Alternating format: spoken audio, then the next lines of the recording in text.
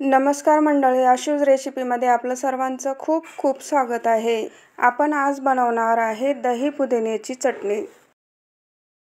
चला तर रेसिपीला सुरुवात करूया। इथे मी कोथिंबीर घेतलेली आहे, 3 ते 4 हिरवी मिरची घेतलेली आहे, पुदिना घेतलेला आहे आणि अर्धा लिंबू घेतलेला आहे।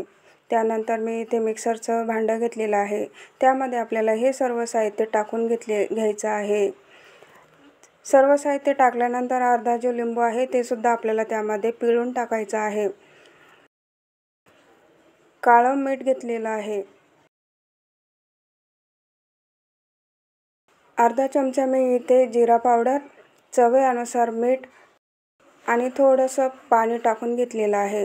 आता आपल्याला हे सर्व मिक्सरमधून फिरून घ्यायचं आहे।